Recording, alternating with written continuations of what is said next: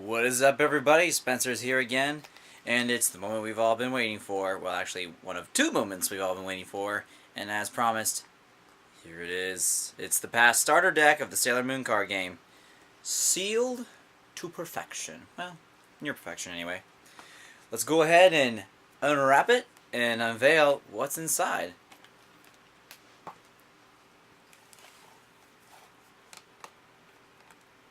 Here we go.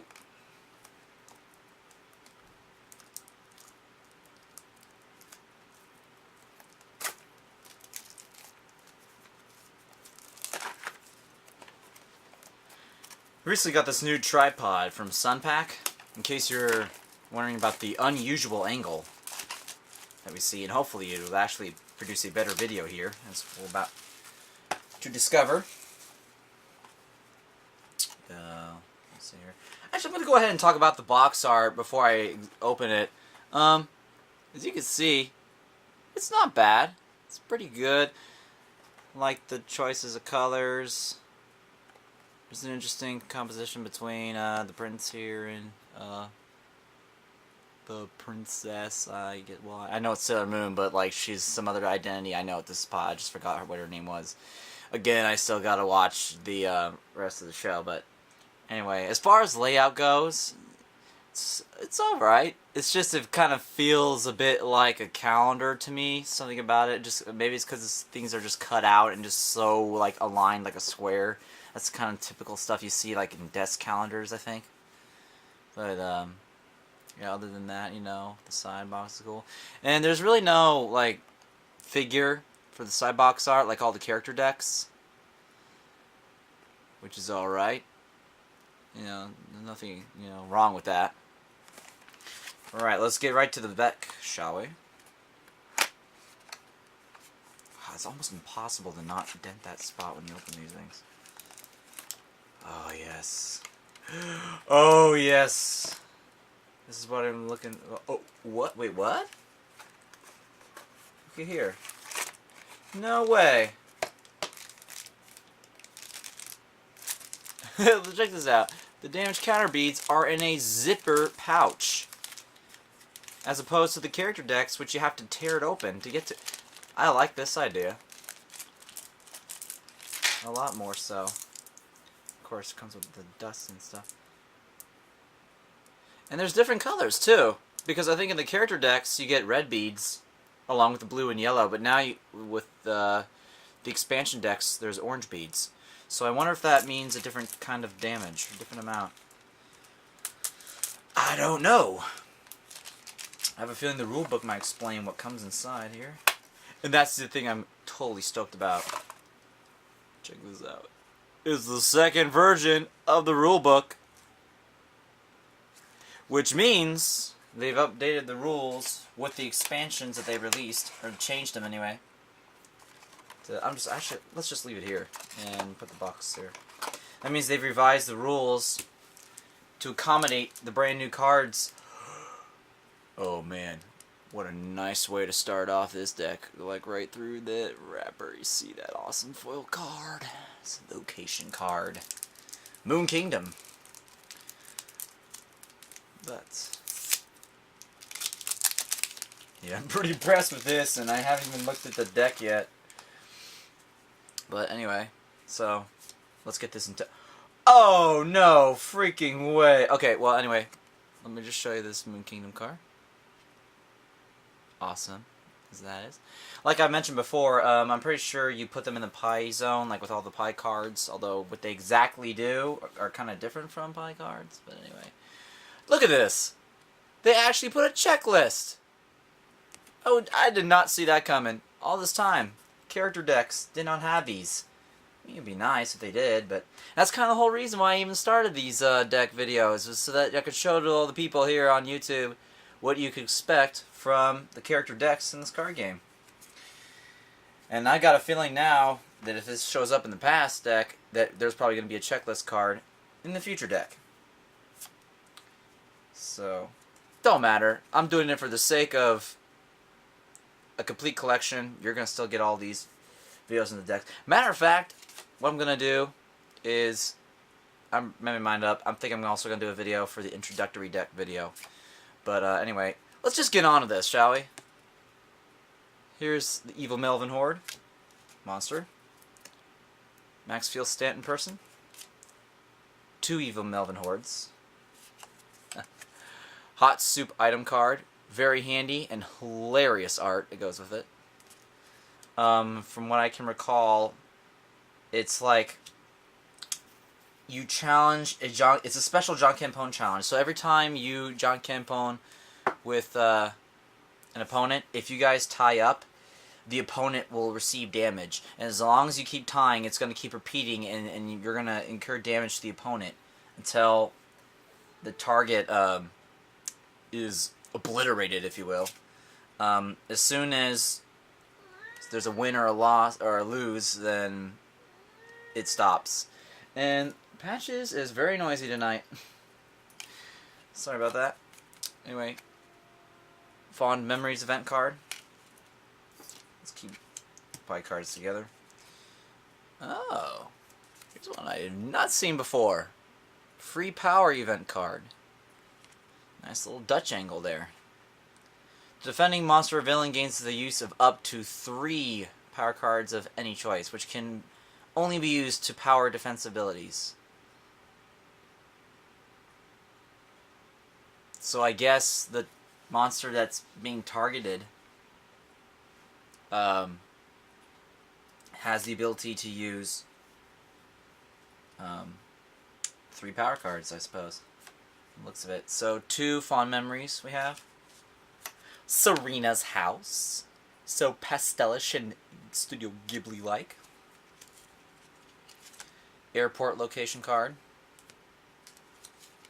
Oh, 2 Serena House cards. Oh, that's cute. Shanira. I like that. Make that 2 Shanira. It's low health points, but it looks like they can... Oh, they're worth 2 victory points. That's interesting. That must be kind of special then. Crystal and Wand. Item card. Oh, actually, wait, what am I doing? Put the monster cards over here. Oh yes, we've all seen this one. While the Cat's Away. Awesome card there. Things Fall Apart. Couldn't have said it better myself. That is the case over time. Oh, I love these. They're power cards that can act as one or the other. Body, mind. So, 2 things fall apart there. We got a body, mind, a body, soul, a soul, mind. Alright, there's a tri-power. All 3. Queen Serenity. Oh yes. Sailor Scout. Nice. Earth Prince. Oh, a special guest here on the Day Night Game Show. It kind of looks like that. Doomtree villain card. So 1, 2, 3, 4, 5, 6, 7, 8, 9, 10, 11, 12 body power cards. 1, 2, 3, 4, 5, 6, 7, 8, 9. Soul power cards. Bakane monster. Racy monster. I guess it goes there. Oh yes, a Luna passing card. The good old Luna 10. 2 racy monster cards. Oh, rats. It's the rats. I would not want to be in this scenario here. Ugh. Another Insectia. Wow, it seems like the last 3 deck videos I made now. There's an Insectia and Luna and all that. So 2 rats, 2 Insectias, Negaverse Crystal. Oops, sorry about that. Cardian Flute. Tuxedo Mask. Oh yes. Good old Tuxedo Mask. Hey, you quit scratching my bed. And Moonlight Knight. Kind of reminds me a bit of like Aladdin meets Lawrence of Arabia kind of thing. Yeah, so these Knight cards, they're cool. They basically are very offensive. They have a kind of a basic melee attack, and then with 4 power cards, they can do, like, basically it's a rose throw. Like, Tuxedo Mask does rose throw, and then Moonlight Knight does white rose throw. And his attack's like 10 damage more than Tuxedo's, but they basically both do the exact same thing, which they can prevent an attack if you win Jankenpon, like Sailor Mercury. So here's Rini, which you will need to use to start with either Tuxedo Mask or Moonlight Knight. A self-sacrifice event card. The Evil Prince Darien. There I go again. Antonio Banderas. Just instinctively came out. And here's some pretty cool cards here. Nice little reminders of what they are. You got your John card for scissors, Ken for paper, and Pon for rock. Yeah, because you know, like how here in America it's always been known as typically rock, paper, scissors, but here it's the other way around, like John, Ken, Pon. So I find that interesting. But yes, that is the entire deck. As you can see, my hands are empty, and that is what you can expect from this awesome deck. Yes, so yeah, very interesting deck. Where the box art fails to be all that interesting, the deck itself is extremely interesting. You've got Knights. You've got a special Sailor Scout here. You got Queen Serenity. You've got most of the typical Doomtree villains. A few new Negaverse monsters. Interesting in art in themselves and in attacks. Fairly strong. I'm especially digging the multi-purpose power cards here. You get one that acts as all 3, so basically a wild card, and then you have a Soul Mind, and then 2... Oh, I'm sorry. You have a Soul Mind, a Body Soul, and a Body Mind. On top of having the standard body and soul powers. And these interesting Jankenpon cards. I guess... I don't know, like, supposedly you can use them to play the game, but I don't see how they would serve to be effective Jankenpon challenge consistently when there's 2 players involved in it, and you probably would need, they would each need their own set of those for that to really happen all the time. So I think they just put those in for collective purposes, really. But yeah, did not see this coming. This checklist card here. It basically lists... Oh, okay, this is interesting. So, like, it breaks it out from the base set cards, as you see here. So, like, you know, all the cards that originally came out before the expansion. And up here are the cards in this deck from the past and future expansion. So, I'm going to go ahead and list these contents on the description box for this video as soon as I upload it. Just for you YouTubers out there. But, yes. Like I mentioned, I don't exactly know all the rules to... like the new cards, like the location cards. But, oh, I just gotta bring this up for you guys here. This is just an awesome card. Very nice. And as you can see here, this UR symbol here, I believe means it's pretty rare. And speaking of rare, I hope I can get the entire Past Future expansion collection there. Yeah, and if I do, then I'll be definitely showing a video of that. And as mentioned before, I'll definitely be showing multi-part videos of the entire Premier Edition collection that I have. But yeah, I'll be studying this thoroughly. And again, like I mentioned also before, once I do learn these rules, I'm going to be posting videos of how to basically play this game. I don't know if I'll start off with the first version of the rules, or if I just should dive right into this newer version. I probably should just dive into the newer version. But I'm just going to flip through this real quick.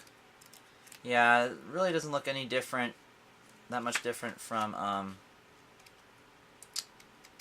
the previous version of the rulebook. I mean, layout-wise, it's pretty much all the same. There's a couple of new screenshots that you won't find in the new book, like this. That's not really in the old book. The font's a little different. Oh, see now they see here like they count red bead as 10 damage, but as you just saw earlier, those were orange beads. So packaging mistake? I don't know. So yeah. Oh, and then they separated the section of the beginners.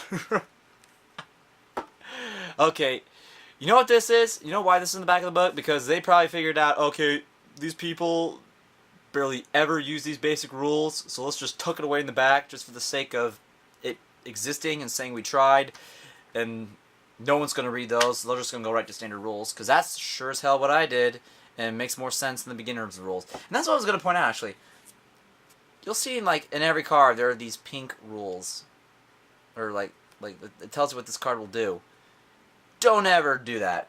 If you want to get into this game, just ignore those. They mean absolutely nothing. They just confuse you more than they were designed to. They basically did that so that you could jump on the game faster, when in fact it just confuses you all the more. So you're just better off to go straight to the standard rules of this game. As involved and complex as it can be, it's actually a lot easier to just go straight to standard rules and ignore the beginner rules altogether. So that's the video. I hope you enjoyed it, and I'll be posting the future deck as soon as possible. Please stay tuned for that, and you all have a good night.